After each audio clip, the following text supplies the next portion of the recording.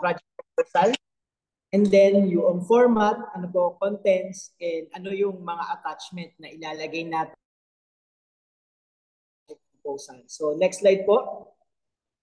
So una, technical requirements. Ano ba ito? Next slide. So yan, simple lang naman po, no? So syempre, dapat should be computerized using the following specification. So paper size, so dapat ay letter ng paper, font size na 12, and font na Times New Roman.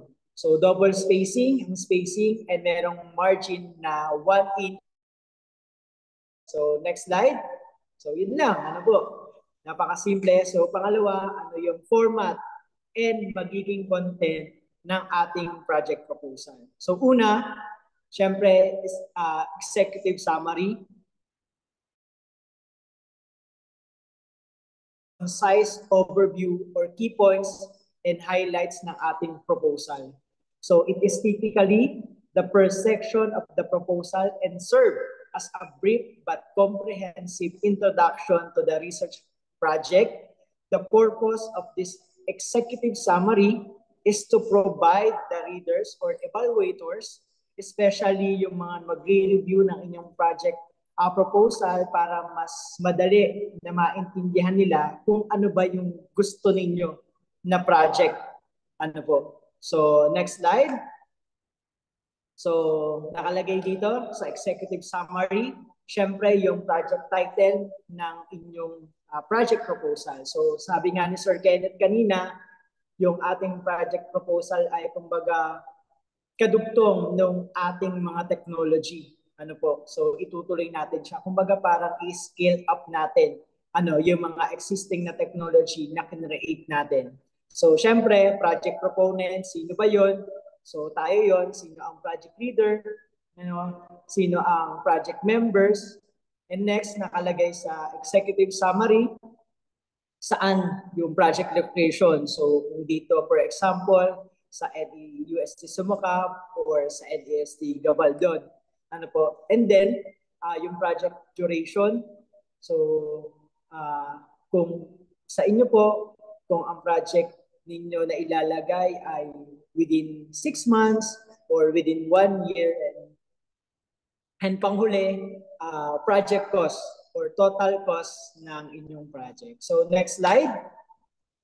So ayan, naglagay po kami ng example ng mga project title na ilalagay natin. So sabi kanina, so dapat din sa title or ng inyong proposal, kumbaga nakalagay na yung parang pinaka-brief ng gusto mo na project proposal. So ito po, nilagay ko na example ay kumbaga ipopropose din namin talaga na project dito sa TBI. So una, Study 1 is the utilization of ground coffee waste for organic fertilizer production using black soldier fly. So, ayun po.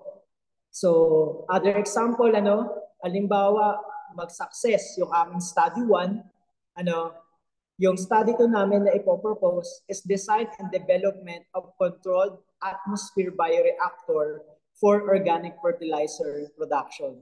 So kung ano yung mga parameters, for example, na fertilizer production using yung black soldier fly, yun yung gagamitin namin parameters dun sa pangalawa na study and design ng controlled atmosphere na. So ayan, naglagay kami ng mga example na pwede para sa inyong project proposal. So next slide po, other example. So for example, yung isang incubating, yung isang kasamahan natin, yung induced drop dry equipment. So since ang kanyang unang study ay design and development ng induced drop dry equipment, so to refine yung technology, to improve yung technology, so pwede nating proposal doon ay field testing and evaluation of induced drop dry equipment. So kumbaga, yung technology na kinreate mo doon sa design and development to scale up yung technology. So ilagay mo na siya for field testing or ilagay mo na siya for pilot testing. So ibig sabihin nun, doon sa potential na end user ng technology para ma-refine mo pa or technology na meron ka.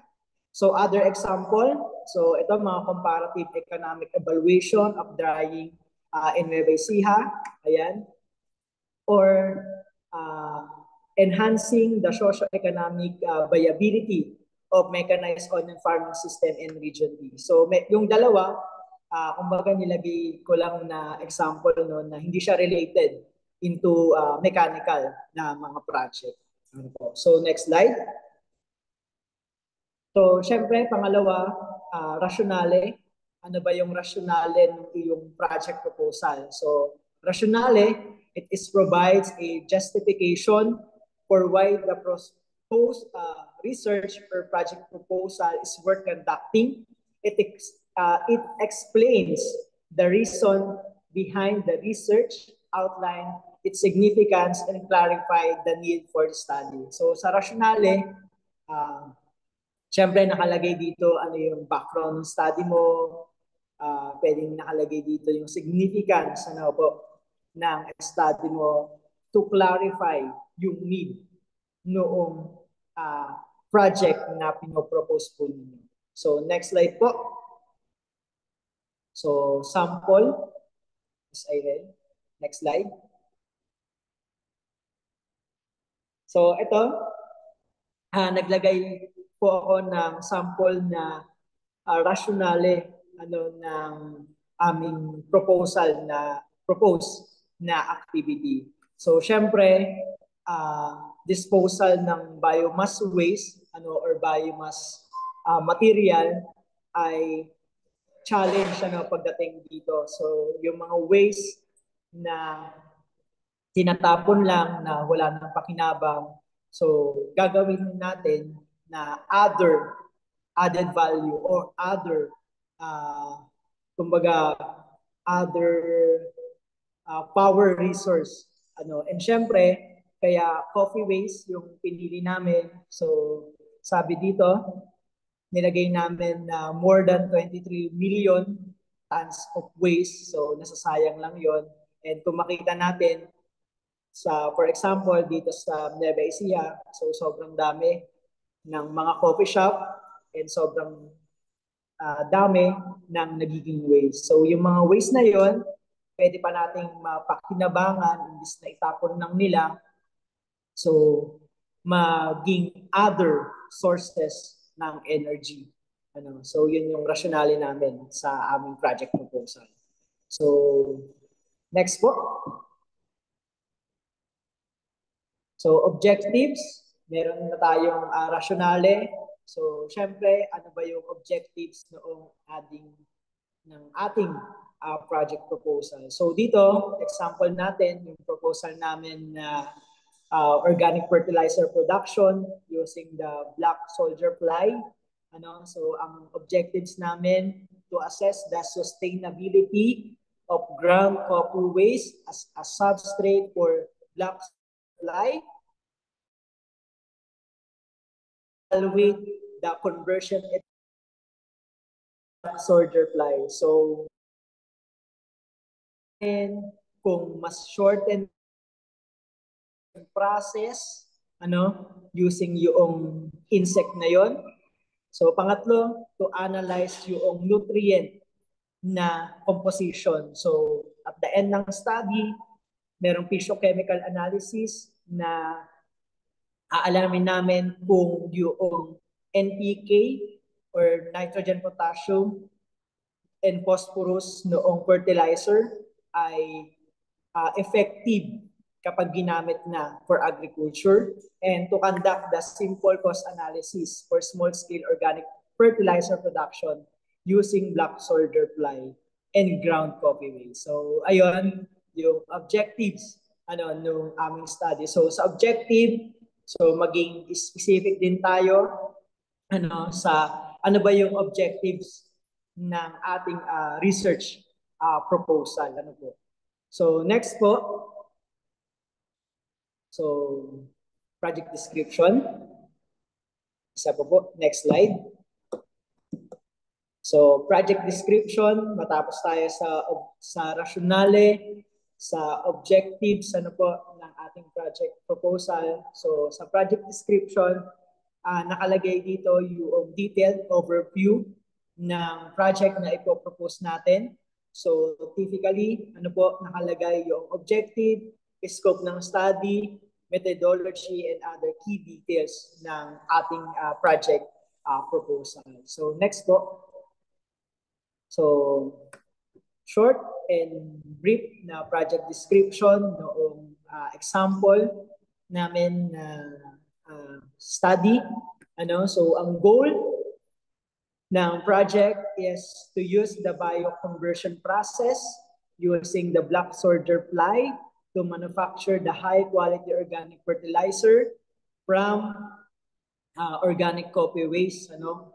So this innovative and sustainable strategy not only addresses the rising problem of coffee waste disposal, but contributes to the development of environmentally responsible farming practices by providing farmers with a valuable resource. So syempre, ang goal namin, yung goal din ng government na organic agriculture. So yun yung isa na inilagay namin na rationale at ilalagay pa namin, idudugtong sa project description ng aming project proposal.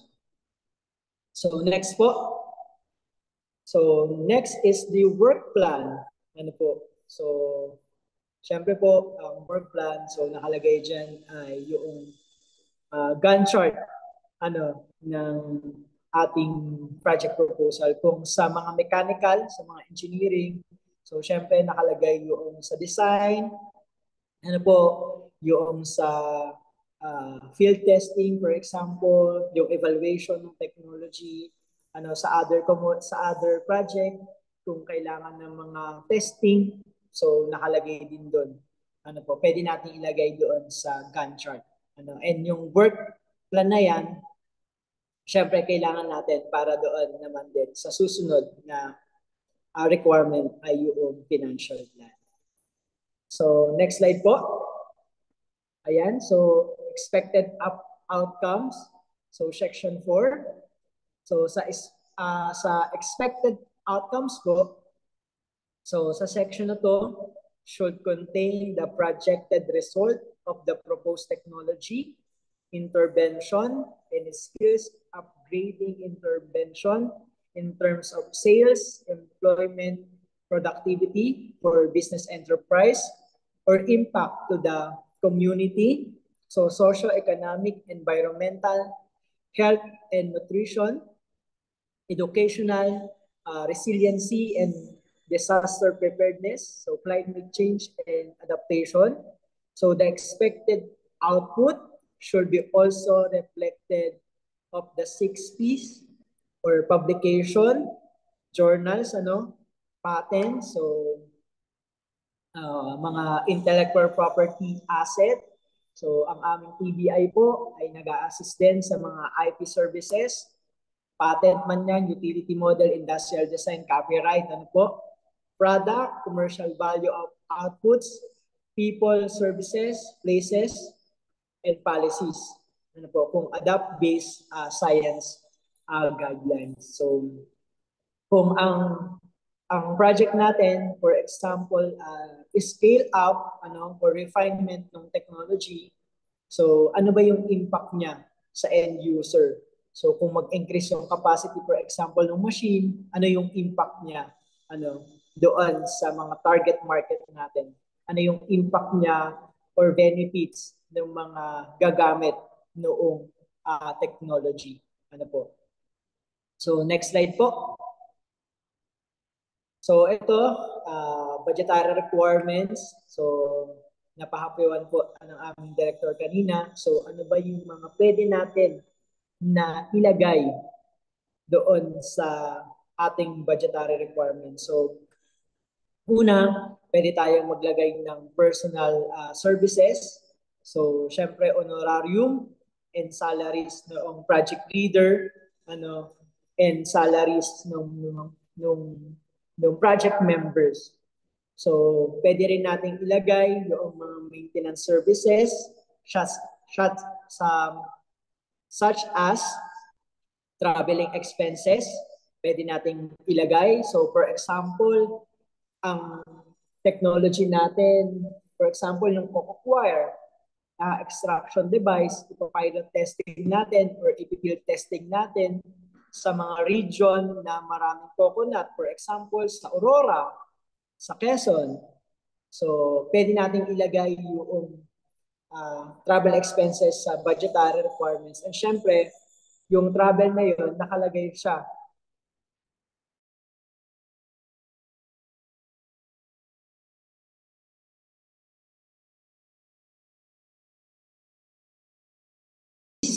for example, naunan yung project ay merong gumagamit kayo ng facility.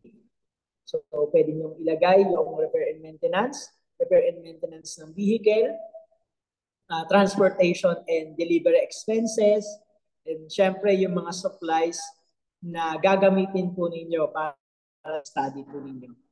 So, next slide po. So, other, balik kayo rin. So, other expenses na pwede nating ilagay sa budgetary requirements. So, mga utility expenses, membership dues, and contribution to the organizations, advertising expenses, printing and binding expenses, rent expenses, representation expenses. For example, dito, food for meetings. For example, nakipag-meeting kayo doon sa end user, kung farmers association man siya, or co-op. So, pwede nyo ilagay yung mga gastos nyo doon. So, under siya ng representation expenses, mga subscription expenses. Kung example nito, for example, ay sa drawing ng inyong mga mechanical, may subscription yung SolidWorks, yung AutoCAD, pwede nyo ilagay. So, other expenses, survey expenses, and professional services. So, sabi nga po ni Sir Kenneth kanina, kung ikaw na project leader, pwede mong ilagay, mag-hire ka ng isang research assistant, or isang JO, na mag-work doon sa iyong study. Kumbaga, ikaw na project leader, ma-manage ka na lang or mag-i-instruct ka na lang doon sa iyong research assistant ng gagawin niya. So, others services na pwede natin ilagay. So, legal services, auditing services, and consultancy services. Halimbawa, sa project nyo ay nasa field ng chemical. So, pwede kayong magpa-consult sa chemist. Kung nasa side naman ng agriculture, pwede kayong magpa-consult sa agriculturist, for example. So, other professional services, pwede natin ilagay. So, taxes, insurance premium, and other fees,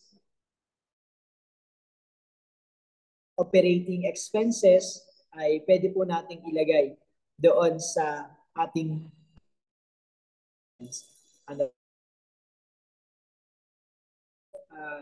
wala naman siyang sinabi kung anong limit, kung gaano kalaking fund, yung ilalagay natin doon sa budgetary requirements. As long as siguro na ma-justify mo, na need talaga yung ilalagay mo doon sa budgetary requirements. So, next po. So, ayan, equipment outlay. So, detail this and breakdown ng equipment kung iyong project proposal na kailangan ng mga equipment for testing. So, pwede mong ilagay doon. Ano po? So, kung capital outlay yan, based sa rule natin ng procurement, parang 50,000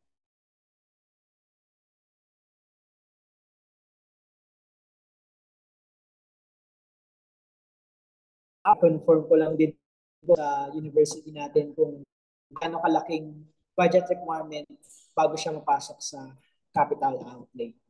So, next slide po. So, baka po may question, ano po, before we proceed sa attached. So, ayan, kung meron po kayong question or gustong linawin, so, andito po ang aming team, ano po, andito po si Sir Kenneth para po sagutin namin yung inyong mga concerns. Ano po kung meron kayong hindi naintindihan or mga tanong na naiisip na pwedeng idagdag doon sa budgetary requirements po na gagawin po ninyo. So next slide po. So attachment na lang po ito ng inyong project proposal. So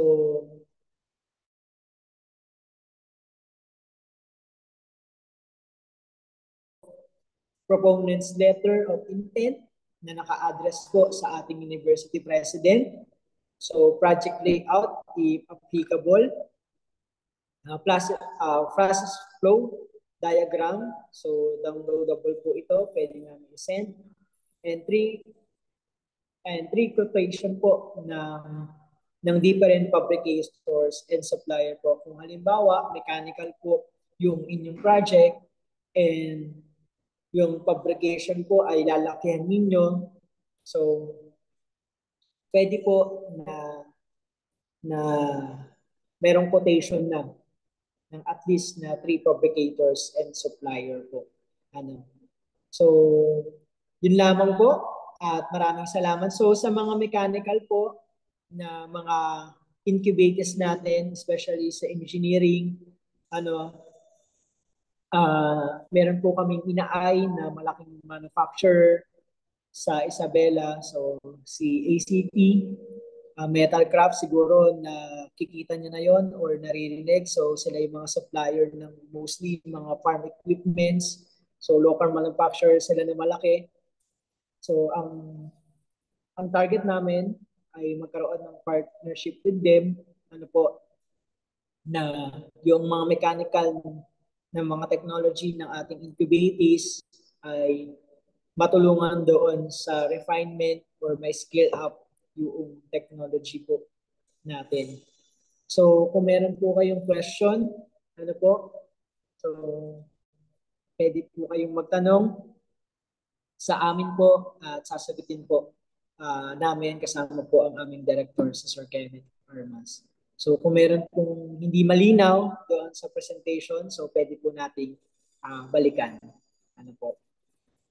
So, yun lamang po at maraming salamat po, Sir Kenneth. Baka po may gusto kayong idagdag.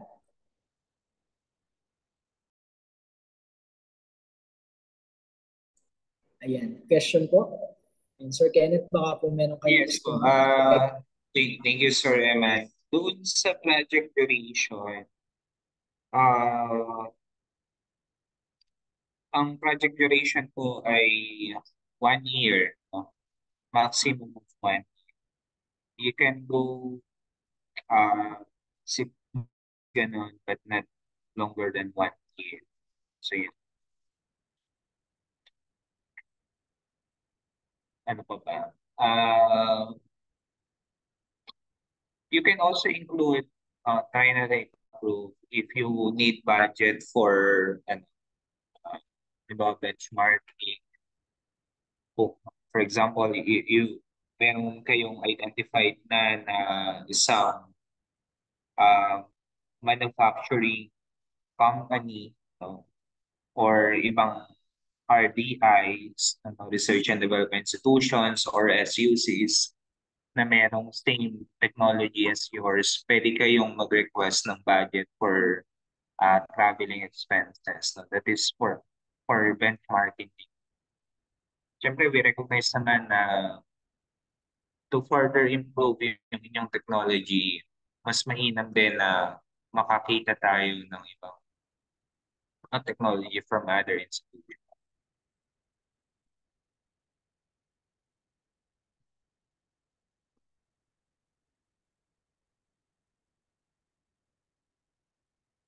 Honoraria as well. You can also include in your project proposal the honoraria for for the project team. Anyway, yung proposals naman that we will be preparing and present next week, subject for comments, no, and improvements naman yon based on the comments ng mga evaluators. So, what is more important this week ay makapag-prepare tayo ng draft ng proposal. So, hindi naman kailangan na i-perfect na natin yung proposal.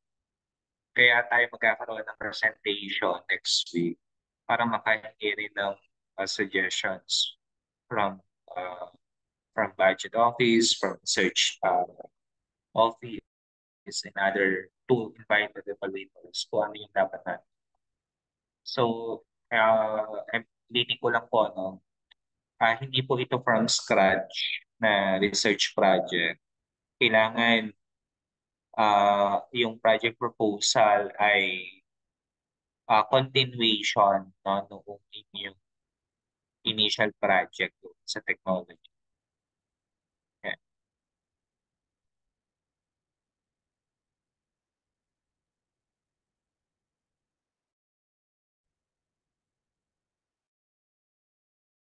Dahil Pwede po bang malaman kung makakapag-submit tayo?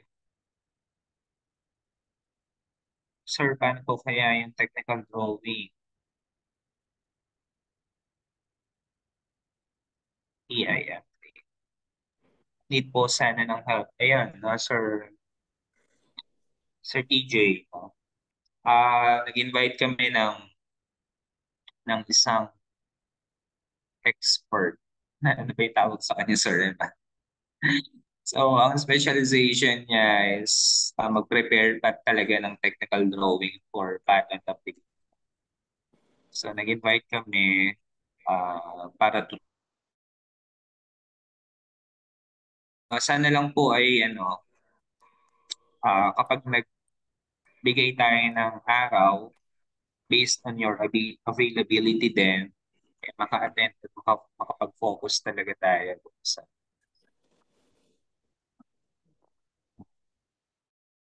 Sir Ken, so yun po sa mga drawing. So, ang invite po natin na mentor ay kumbaga expert talaga siya sa mga stress analysis. So, yung output na pwedeng maibigay niya sa atin ay yung buong technical drawing ng technology natin. Kasi yung technical drawing na yon ay siya namang nating magagamit kapag ka nagkaroon na tayo ng partnership, mga license agreement,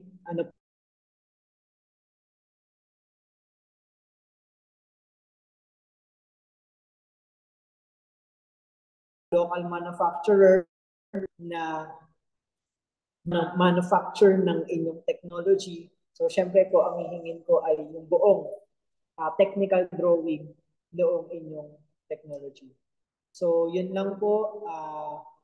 Nawa ay yung schedule po ninyo, pagka na-schedule na yung mentoring and coaching. So, syempre po, hihingin din namin yung pinakamaluwag na schedule po ninyo para doon sa coaching mentoring session po. So hindi lang naman yung coaching and mentoring ay nasa field ng engineering or drawing. So mag-i-invite pa kami ng other coach or mentor na mag-fit doon po sa inyong technology. So yun po. Enjoy. Kamusta yung team nyo? Makakapag-submit tayo next week. Tutulungan po namin kayo sa paggawa ng proposal. Gaya ng ginagawa namin sa preparation ng patent application. Kailangan lang po ay ah, kayo mag-umpisa. Tulungan namin kayo prepare. Ayun. Yung sa sila Sir Romeo at si Sir Elton ngayon, dalawang kasama namin sa TBI. Ah,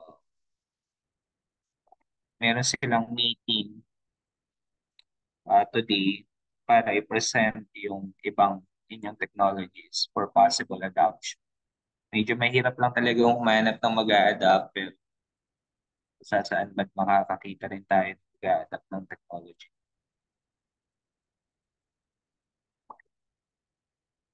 Sir Kenny, dagdag ko lang po yung yung regarding doon sa mga patent application natin, sa mga utility model application. So, i-resend ko na lang po ulit yung Google Drive link, nakalagay outputs. Pwede niyo po ilagay doon yung initial na draft ninyo, pero kung wala pa po kayong nasimulan, so kahit na ilagay niyo lang yung terminal report or yung dissertation po noong technology. So kami na po dito sa PBI, magdadrop po noong inyong application. So from time to time naman po, ay pinapacheck namin yun sa inyo na generator para ipacheck sa inyo kung ano pa yung gusto nyong ilagay doon sa inyong mga intellectual property application. Ano po. And makikisuyo na din kami po. Yung isang announcement po namin, yung mga picture po ng ninyo, ng mga inventors, kasi ipapakilala po namin kayo, meet the inventors, para mas makilala po kayo ng dito po sa university at the same time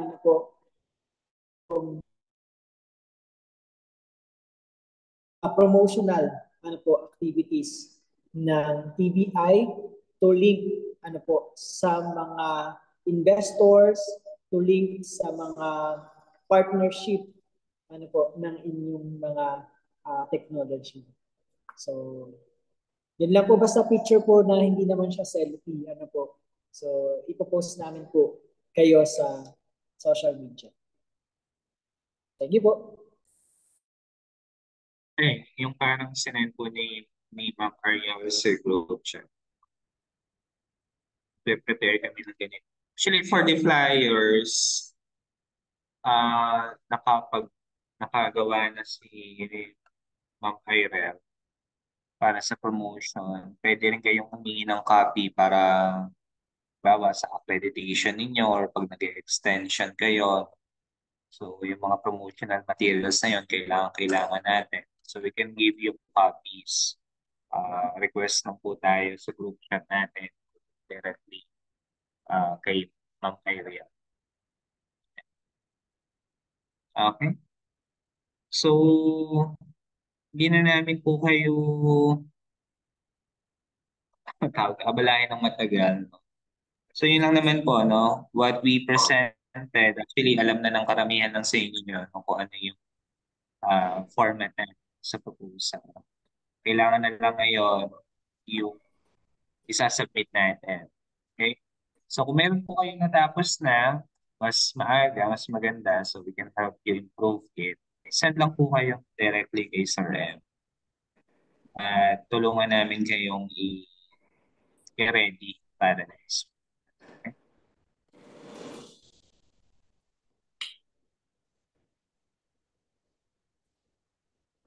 So tingin ko wala naman ng questions, Sir Eman. Thank you so much everyone no, for attending. Uh, as I promise ka ako sa team ko, no, sino yung teams na umattend, we will closely coordinate to you para tulungan kayo sa paggawa. So thank you so much everyone. Have a nice day. Thank you po. Ingat po tayong lahat.